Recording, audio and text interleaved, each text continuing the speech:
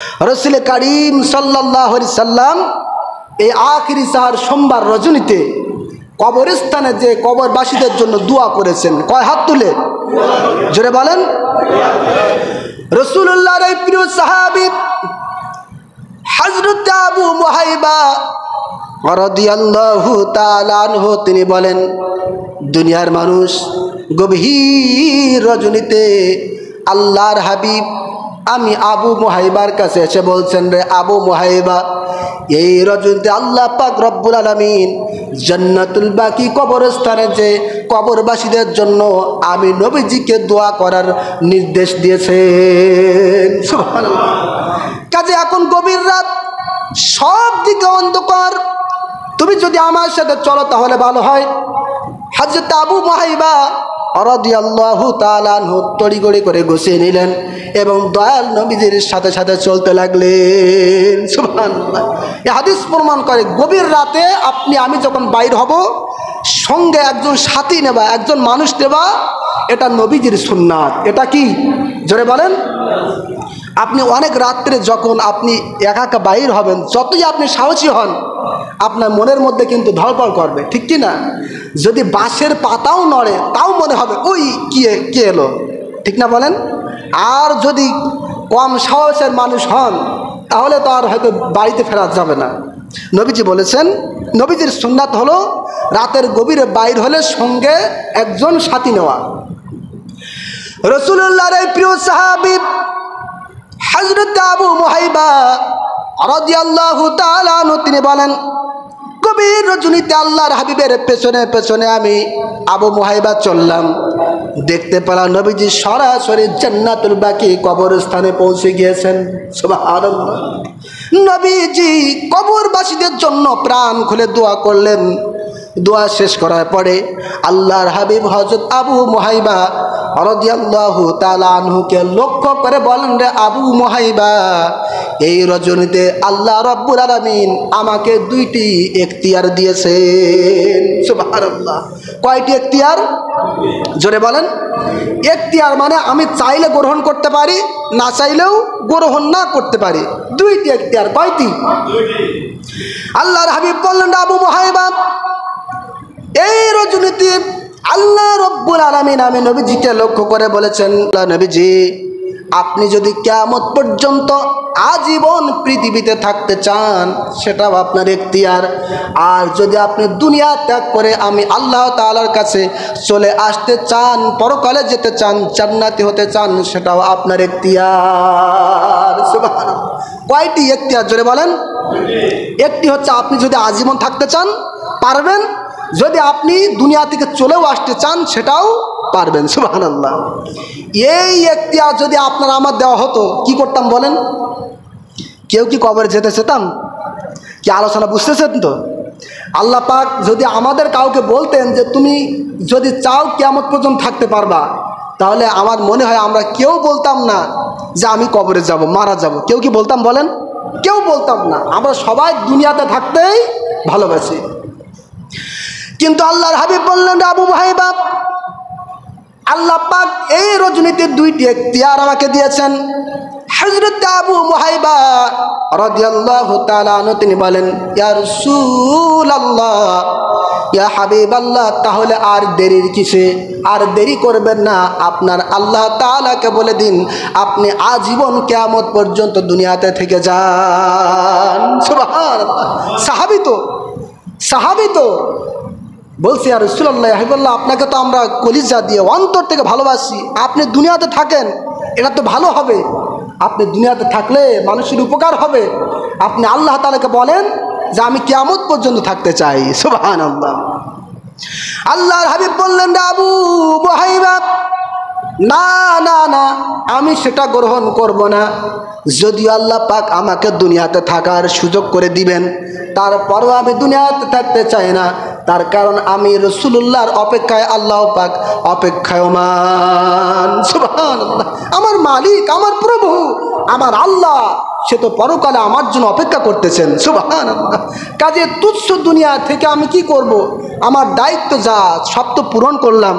কাজে এবার আমি আস্তে আস্তে পরকালের দিকে, আল্লাহ তাআলার দিকে চলে যাওয়ার সিদ্ধান্ত নিয়েছি। সুবহানাল্লাহ। আচ্ছা বলেন, এই যে জীবন মৃত্যুর কথা, জীবন মৃত্যুর কথা যখন আপনার আমার মাথার ভিতরে ঢুকবে, তখন স্বাভাবিকভাবে একটু টেনশন হওয়ার কথা আছে না নাই? টেনশন হবে কি না? রাসূল কারীম সাল্লাল্লাহু আলাইহি সাল্লাম চিন্তার মধ্যে পড়ে গেলেন, মাথাটা একটু ব্যথা শুরু হয়ে গেল। এই যে সফর মাসে নবীদের অসুস্থতা এই জায়গা থেকে শুরু হয়েছিল। সুবহানাল্লাহ।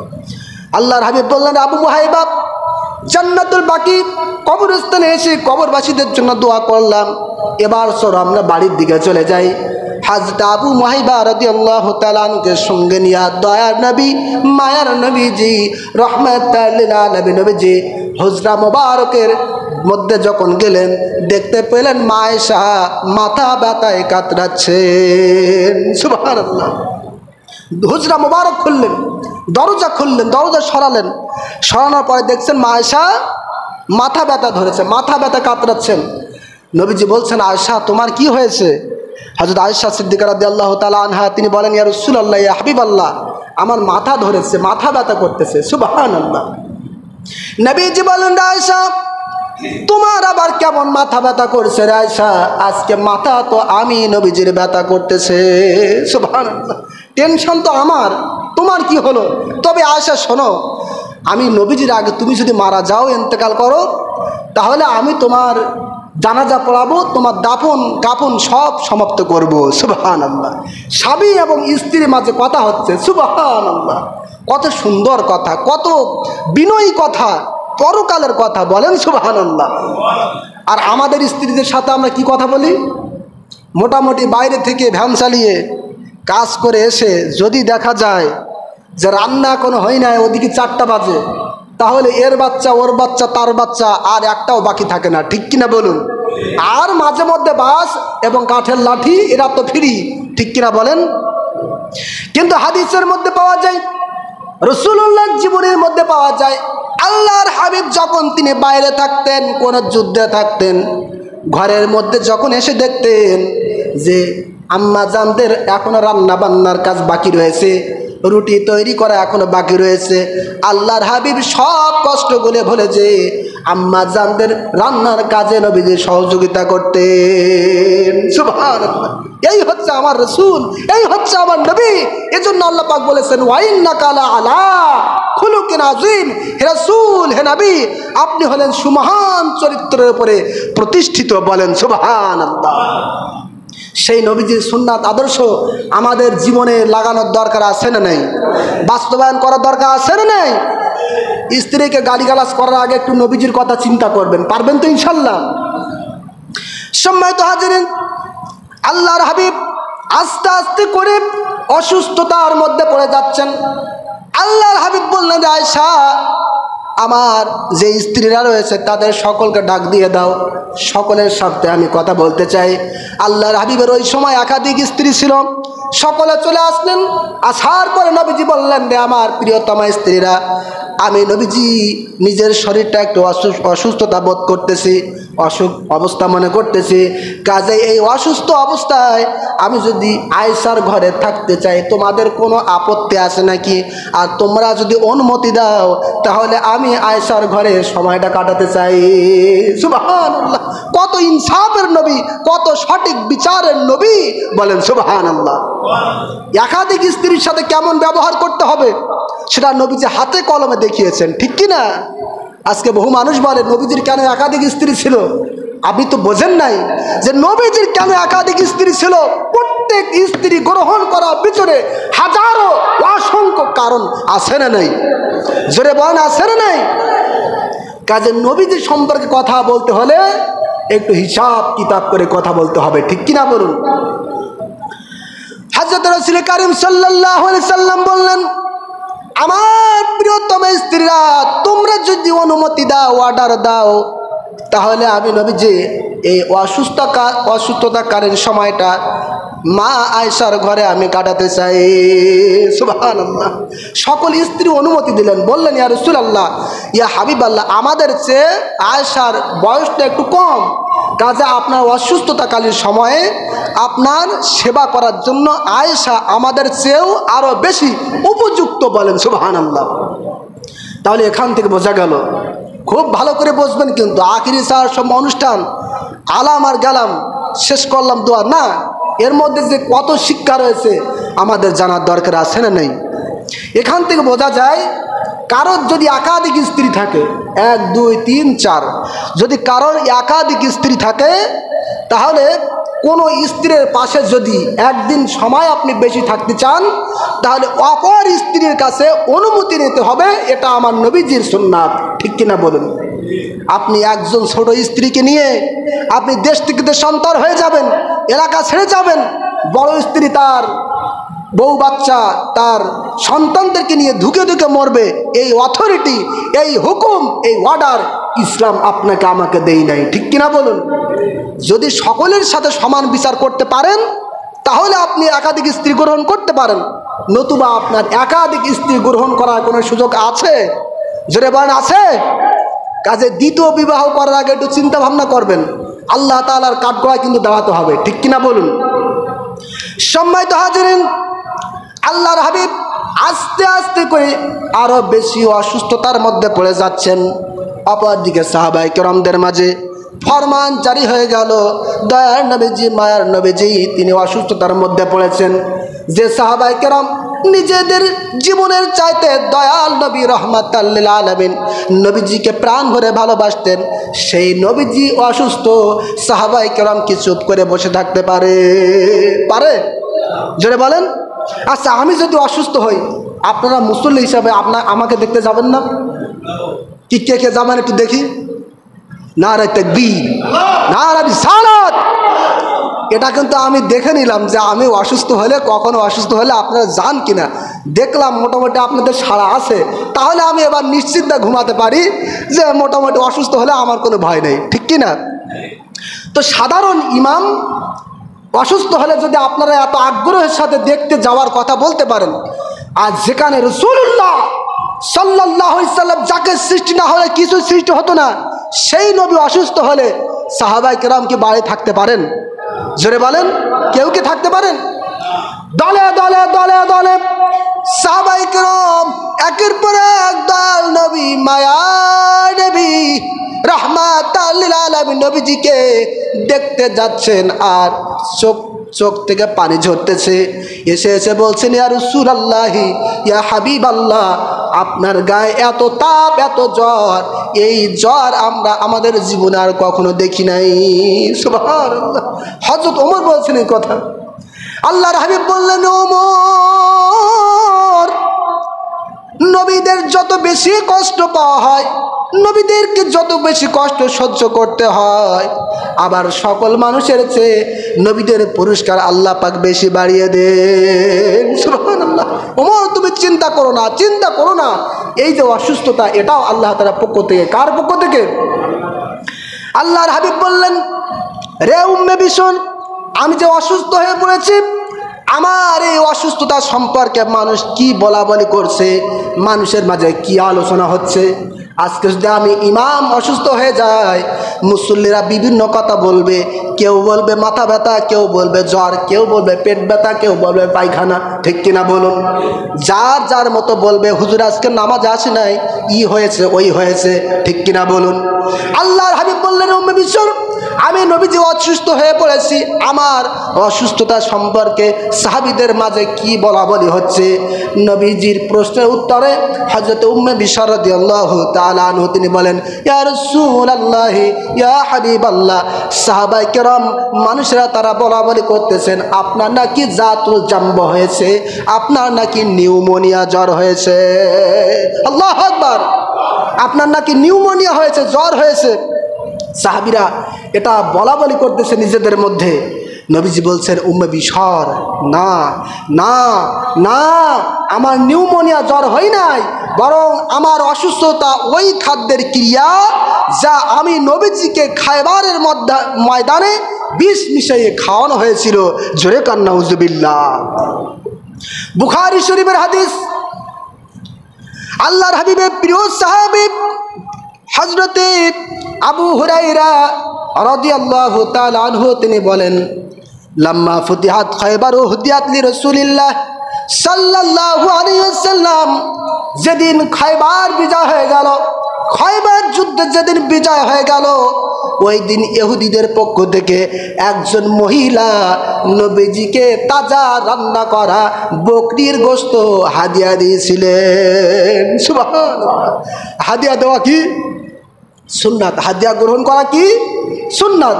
নবীজিকে কেউ যদি হাদিয়া দিতেন, নবীজি সেটা গ্রহণ করতেন। সুবহানাল্লাহ। সেটা যতই সামান্য জিনিস হোক না কেন, নবীজির এই হাদিয়া গ্রহণ করে থাকেন। সুবহানাল্লাহ। আল্লাহর হাবিবকে যখন খায়বারের ময়দানে রান্না করা ভনা বকরির গোশত আল্লাহর হাবিবকে যখন হাদিয়া দেওয়া হলো, নবীজি ওই হাদিয়াকৃত মাংসটা নিয়ে সাহাবায়ে কেরামদের নিয়ে খেতে বসলেন। সুবহানাল্লাহ।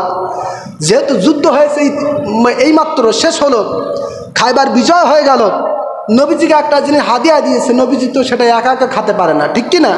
সকল সাহাবীদেরকে ডাক দিলেন, দিয়ে সবাই একসাথে ওই রান্না করা ভুনা বকরির গোশতের টুকরা খাওয়া শুরু করে দিলেন। সুবহানাল্লাহ। কয়েকজন সাহাবী যখন ওই গোশতের টুকরা খেলেন, কিছু অংশ খেলেন, আল্লাহর হাবিব তিনি যেই না মাত্র ওই গোশতের টুকরা খেলেন কিছু অংশ, আবার কিছু অংশ খাবেন, এমনই মুহূর্তে নবীজি বললেন, আমার সাহাবীরা, তোমরা যেই গোশতের টুকরা খাচ্ছ, ভুনা ছাগলের গোশত তোমরা খাচ্ছ, তোমরা এই গোশত খাওয়া বন্ধ করে দাও। সুবহানাল্লাহ। তোমাদেরকে নিয়ে তো আমি গোশত খেতে বসেছিলাম, এখন তোমাদেরকে আমি নিষেধ করতেছি, গোশত খাওয়া বন্ধ করো।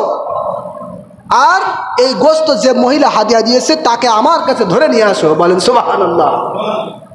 প্রিয় বাবাজিরা আমার, আল্লাহর হাবিব যখন এই কথা বললেন, সাহাবায়ে কেরাম ভুনা বকরির গোশত খাওয়া বন্ধ করলেন এবং ওই ইহুদি মহিলাকে ধরে নিয়ে আসলেন। আল বেদায়া ওয়ান নিহায়া কিতাবের মধ্যে এসেছে যে ইহুদি মহিলা নবীজিকে এই গোশত হাদিয়া দিয়েছিল, সেই ইহুদি মহিলার নাম হচ্ছে জয়নাব বিনতে হারিস। জয়নাব বিনতে হারিস নবীজির সামনে হাজির করা হলো। আল্লাহর হাবিব বললেন, রে ইহুদি মহিলা, তুমি কি এই গোশতের মধ্যে, এই হাদিয়ার গোশতের মধ্যে তুমি কি বিষ মিশিয়েছো নাকি? ইহুদি জয়নাব বিনতে হারিস মহিলা বলল, ইয়া রাসূলুল্লাহ, ইয়া হাবিবাল্লাহ, আমাকে প্রমাণ দিন, আমি আপনার সাথে কে বলেছে যে আমি এই গোশতের মধ্যে বিষ মিশিয়েছি? সুবহানাল্লাহ। আপনি তো এমনি এমনি বললে আমি বিশ্বাস করব না, কাজে আপনি আমাকে প্রমাণ দেন, কে বলেছে আপনার সাথে যে আমি এই গোশতের মধ্যে বিষ মিশিয়েছি? সুবহানাল্লাহ।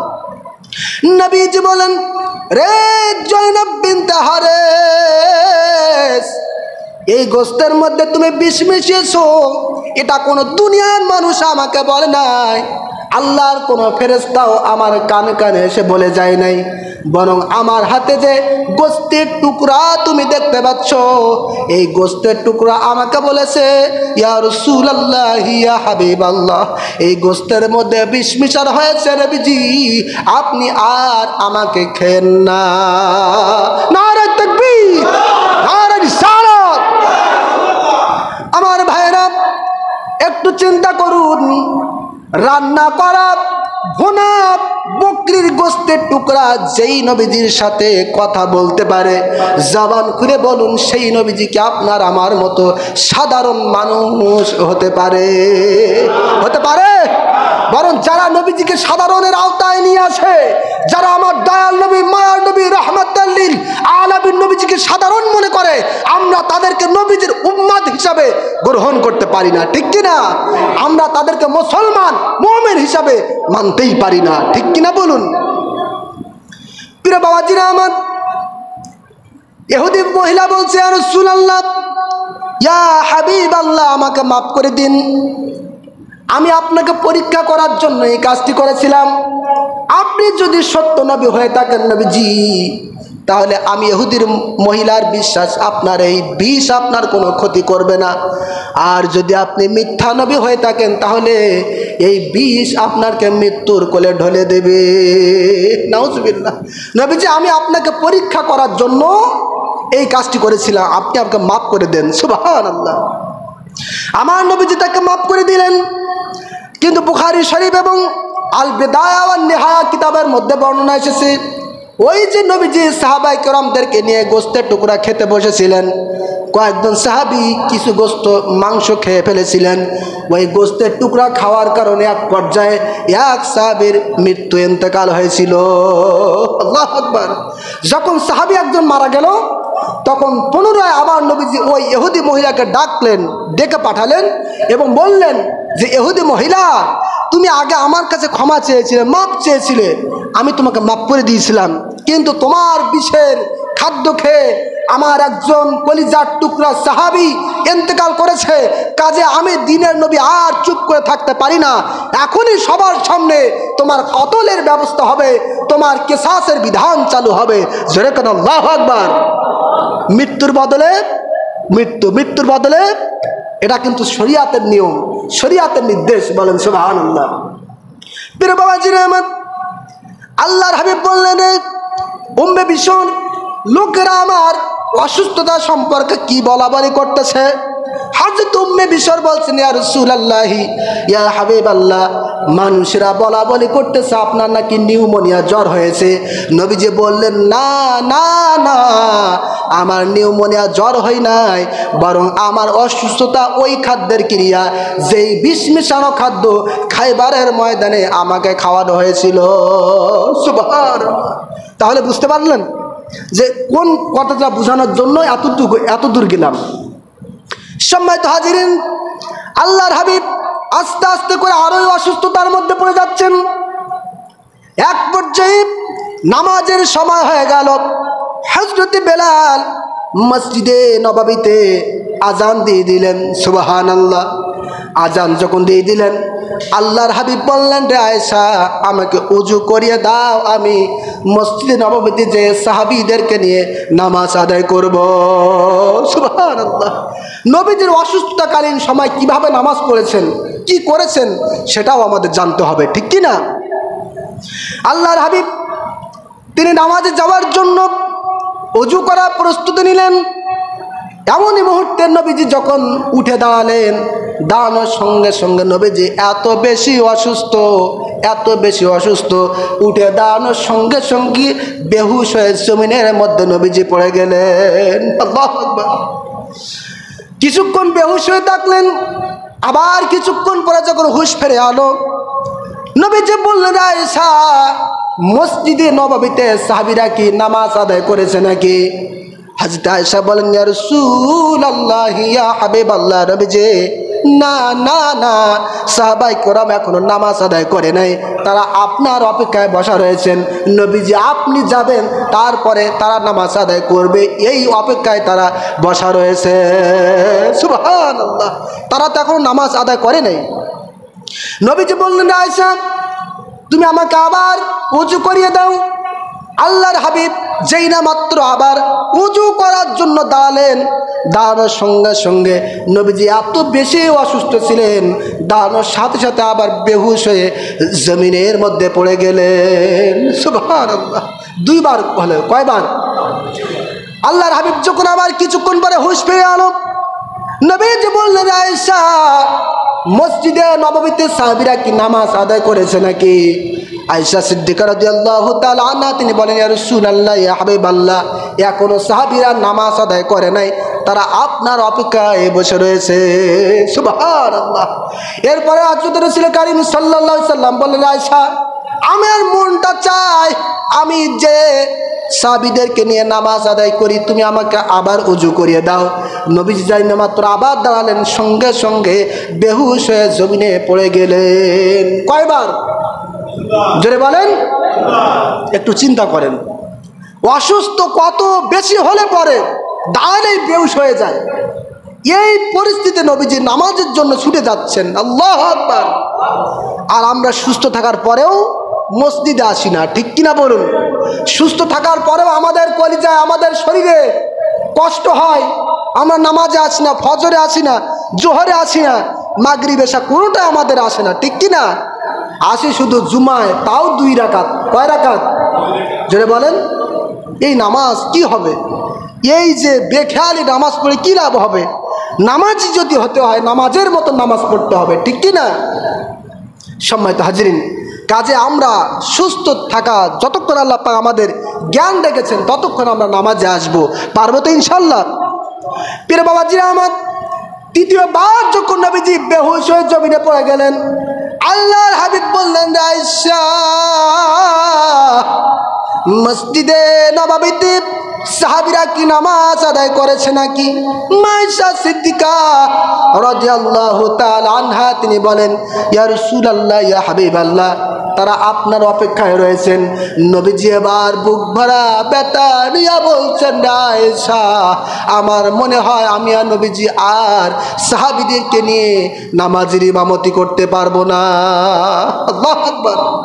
অসুস্থ হলে মনের মধ্যে অনেক কিছু বলে, ঠিক কিনা? আল্লাহর হাবিব বললেন, আয়েশা, আমি তো বারবার বেহুশ হয়ে যাচ্ছি, নামাজে যাওয়ার মতো পরিস্থিতি আমার নাই, সুতরাং তুমি আবু বকরকে বলো, আবু বকর যেন সাহাবীদেরকে নিয়ে নামাজের ইমামতি করে দেয়। সুবহানাল্লাহ। আয়েশা সিদ্দিকা রাদিয়াল্লাহু তাআলা আনহা তিনি বলেন, ইয়া রাসূলুল্লাহ, ইয়া হাবিবাল্লাহ, আবু বকর হলেন একজন নরম তরবিয়াতের মানুষ, আবু বকর হচ্ছেন নরম দিলের মানুষ। আপনি অসুস্থ হয়ে পড়েছেন, ইতিমধ্যে আবু বকর কান্দি যারে যার, নিজেকে সামলাতে পারছে না। আবার অপর দিকে যদি আপনার যায় নামাজের ইমামতির জায়গায় আপনি আবু বকরকে দাঁড়াতে বলেন, নবীজি খোদার কসম আবু বকর নিজেকে ধরে রাখতে পারবে না। আল্লাহু আকবার। নবীজি, আবু বকর তো নরম দিলের মানুষ। আবু বকর সিদ্দিক রাদিয়াল্লাহু তাআলা আনহু কন্যা হচ্ছেন আয়েশা সিদ্দিকা রাদিয়াল্লাহু তাআলা আনহা। সুবহানাল্লাহ। বাবাজিরা আমার, আল্লাহর হাবিবকে যখন গোসল করে দেওয়া হলো, সঙ্গে সঙ্গে আল্লাহর হাবিব একটু সুস্থতা লাভ করলেন, একটু সুস্থতার মধ্যে ফিরে আসলেন এবং সাহাবীদেরকে নিয়ে আবার পুনরায় 17 ওয়াক্ত নামাজের পরে মসজিদে নববীতে যে সাহাবীদেরকে নিয়ে নামাজের ইমামতি করেছেন। সুবহানাল্লাহ। পড়লে দরুদ নবীজির শানে, জীবনের গুনাহ মাপ হয়। পড়লে দরুদ নবীজির শানে, জীবনের গুনাহ মাপ হয়। আল্লাহর নবীর ভালোবাসায় আল্লাহর জান্নাত পাওয়া যায়। আল্লাহুম্মা সাইয়্যিদিনা মাওলানা মুহাম্মদ ওয়া আলা আলি সাইয়্যিদিনা হাবিবিনা। প্রিয় বাবাজিরা আমার, সাহাবায়ে কেরাম ইতিপূর্বে মনে করেছিলেন আল্লাহর হাবিব মনে হয় আর আমাদের মাঝে ফিরে আসবেন না, নামাজের ইমামতি মনে হয় আর করতে পারবেন না। কিন্তু সফর মাসের শেষ বুধবারে আখির সাহার সোমবারে নবীজি যখন গোসল করলেন, শরীরটা একটু সুস্থতা অনুভব করলেন, অবশেষে আল্লাহর হাবিব মসজিদে নববীতে যে সাহাবীদেরকে নিয়ে নামাজের ইমামতি করলেন। সুবহানাল্লাহ। প্রত্যেক সাহাবী জানো তাদের নিজের জীবন ফিরে পেয়েছে। বলেন আল্লাহু আকবার। সাহাবায়ে কেরাম আনন্দিত হয়ে গেলেন, খুশিতে ভরপুর হয়ে গেলেন। যে যার মতো আল্লাহ তাআলার শুকরিয়া আদায় করতেছেন, শুধু আলহামদুলিল্লাহ বলে নাই, বরং যে যার মতো আল্লাহ তাআলাকে শুকরিয়া আদায় করতেছেন। আল্লাহ তাআলাকে রাজি খুশির জন্য নবীজির সুস্থতাকে লক্ষ্য করে হযরত আবু বকর সিদ্দিক রাদিয়াল্লাহু তাআলা আনহু 5000 দিরহাম আল্লাহর রাস্তায় সদকা করে দিলেন। সুবহানাল্লাহ। হযরত আলী, যে আলীর সংসারটি ছিল অত্যন্ত কঠিন, অত্যন্ত অভাবগ্রস্ত সংসার, ঠিক কিনা? কাছে সেই আলী রাদিয়াল্লাহু তাআলা আনহু তিনি কষ্ট করে ইসলামের জন্য যতটুকু সম্পদ উপার্জন করেছিলেন মাত্র 3000 দিরহাম। নবীজির সুস্থতাকে কেন্দ্র করে হযরত আলী তার নিজের সংসারের দিকে তাকায় নাই, বরং নবীজিকে খুশির জন্য, আল্লাহ রাসূলকে খুশির জন্য 3000 দিরহাম আল্লাহ রাস্তায় সবগুলো সাদকা করে দিলেন। সুবহানাল্লাহ। এভাবে করে সাহাবায়ে কেরাম যে যা পেরেছে সে তাই আল্লাহ রাস্তায় সাদকা করেছিলেন। বলেন সুবহানাল্লাহ।